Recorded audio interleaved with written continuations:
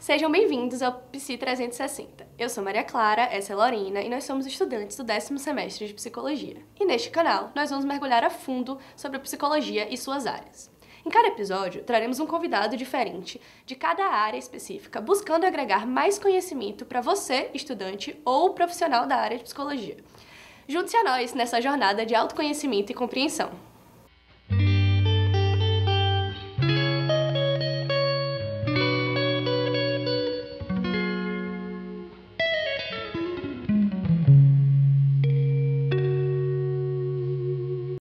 No episódio de hoje, vamos falar sobre a psicologia das emergências e desastres, muito discutida principalmente após a pandemia do Covid-19. Hoje vamos receber aqui a psicóloga Marli Perrelli, atuante na área desde o ano de 2008. Muito obrigada por estar aqui conosco, seja muito bem-vinda, Marli. Para começar a nossa conversa, eu quero saber um pouco mais da sua trajetória na área. Como foi o seu percurso até escolher a psicologia das emergências e desastres como área de atuação? Durante toda a minha graduação, eu nunca ouvi falar nessa área, né? E essa área entrou na minha vida porque sempre tive vontade de ajudar, sempre tive o perfil humanitário, sempre olhava na televisão essas situações de emergências e desastre e ficava pensando como que eu poderia ajudar na minha área, na minha profissão. Como não temos uma rede própria da psicologia, né? Então, eu comecei a trabalhar com os militares que estavam indo para Haiti, era coordenadora do curso na época, e me convidaram para fazer um trabalho nessa área. E aí eu fui acompanhar eles, e depois disso eu me inseri, assim, não foi nem voluntariamente, né, fui assim, né, no acidente da Chapecoense, sem conhecer ninguém, sem fazer nada, e comecei a atuar assim, independente, e depois criamos um grupo, que é a RAP, né, e agora estamos, né, com esse grupo organizado para montar uma rede brasileira para atuar nesse cenário. Então, foi um interesse muito grande de atuar nessa área, mas ainda sem saber onde, o que, com quem eu falava, com quem eu ia compor, onde estava um grupo de psicólogo, porque ainda é um dilema da nossa área da psicologia, essa organização para atuarmos em situações de emergências e desastre. Perfeito, muito obrigada, Marli. Vamos agora para a segunda pergunta, que seria como você descreveria a função de um psicólogo que trabalha com emergências e desastres? Um psicólogo, para atuar nas situações de emergência e desastre, tem que ter em mente que ele tem que ter o perfil humanitário. Em segundo momento, ele tem que ter disponibilidade emocional, não só de tempo e pessoal, mas ele tem que entender que ele vai estar em situações extremas. Portanto, a sua mala não vai poder ser de 13 quilos, não vai ter todas as coisas que ele necessita, ele vai ter que saber que ele vai para um lugar que é situações extremas, como, por exemplo, fui para a África, né? Você não tem como levar inúmeras coisas, né? Então, nós temos que ser perfil de nos adaptarmos a essa situação. E a psicologia, ela atua para mitigar e minimizar o sofrimento humano diante de situações extremas, né? Então, nós temos estratégias, temos técnicas, temos protocolo. Por exemplo, o primeiro é observar e ficar atento.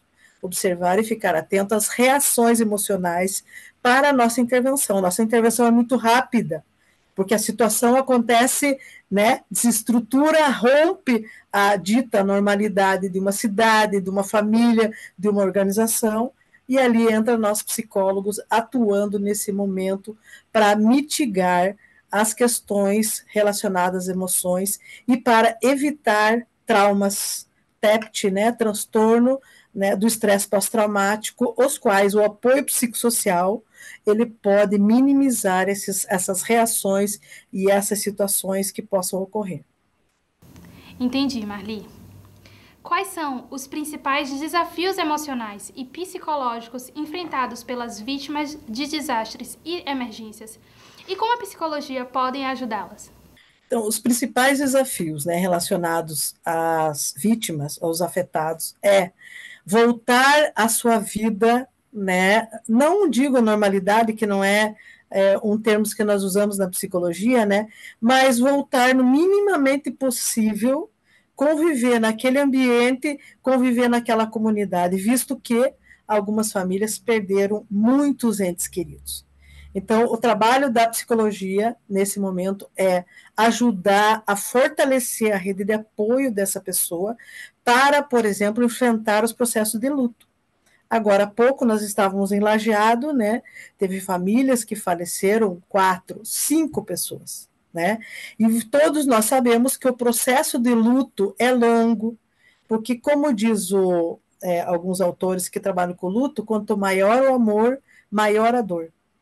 Então, esse cuidado, esse fortalecimento da rede local, dos profissionais, da família, para dar o apoio, porque nós atuamos e vamos embora. Quem fica é a rede local. Então, a psicologia tem uma tamanha importância nisso, para poder ajudar a família a saber como lidar com essas situações e conseguir dar o apoio para as pessoas. E vocês podem, nessa mesma pergunta, perguntar, né? E vocês, psicólogos, como que vocês têm esse resultado para os profissionais da psicologia? Aí nós temos o autocuidado, nós temos que cuidar das nossas emoções, mesmo nesses ambientes. Então, qual é o nosso autocuidado? O tempo de trabalho. Se você não estiver sentindo bem, por isso que nós só trabalhamos em dupla, né, nessas situações. Então, uma série de coisas que tem o cuidado com a vítima e o cuidado daquele profissional que atua. Por isso que nós também temos um cuidado com os bombeiros, com os policiais, com os enfermeiros, com os médicos, porque também são pessoas que podem adoecer emocionalmente. Você pode compartilhar exemplos de casos que a sua intervenção como psicóloga foi fundamental para apoiar as pessoas afetadas por uma emergência de desastre? Então, falar um pouquinho, né, dos locais que eu fui, né? Então, eu trabalhei com os militares que foram para o Haiti, né? Depois eu fui ao Haiti, né? Então, fui 2 vezes ao Haiti, também trabalhei no apoio psicossocial lá.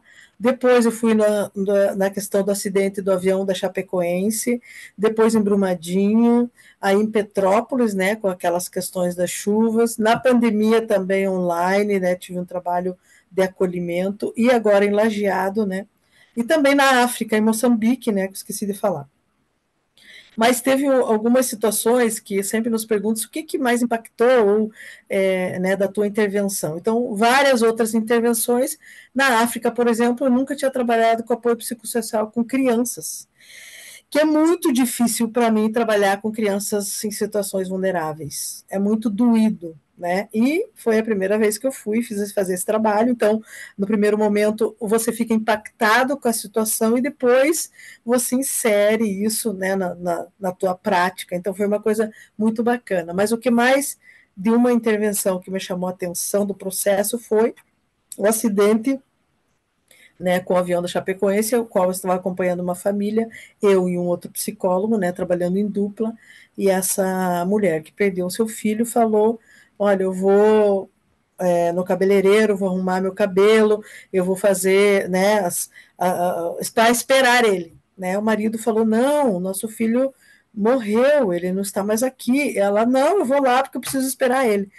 Então, o que era? Esse processo de elaboração do luto, elaboração da perda dela, né? Eu falei, olha, podem acompanhar ela, deixa ela ir, e nós ficamos na casa da família dela, conversando com os familiares, fortalecendo a rede dela, e ela perguntou, você vai ficar aqui, Marli? Eu falei, vou, mas vai mesmo? Vou. Quando ela voltou, ela disse, olha, eu acho que agora estou preparada para falar com você.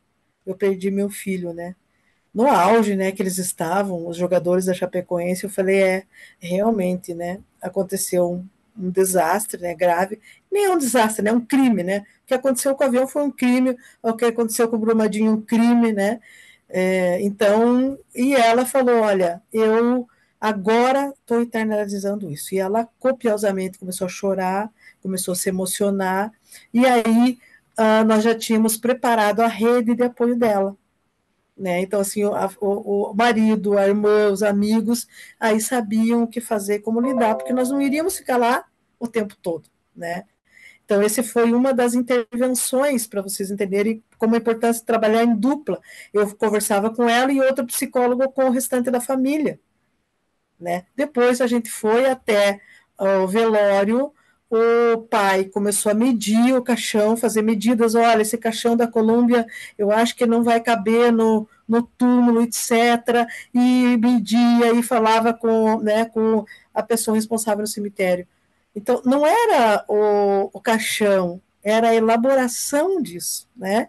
Ele queria ver que nossos rituais de despedida, a nossa cultura, tem que ver a pessoa morta, tem que ver o corpo, tem que ver, né, a nossa maneira de ritualizar.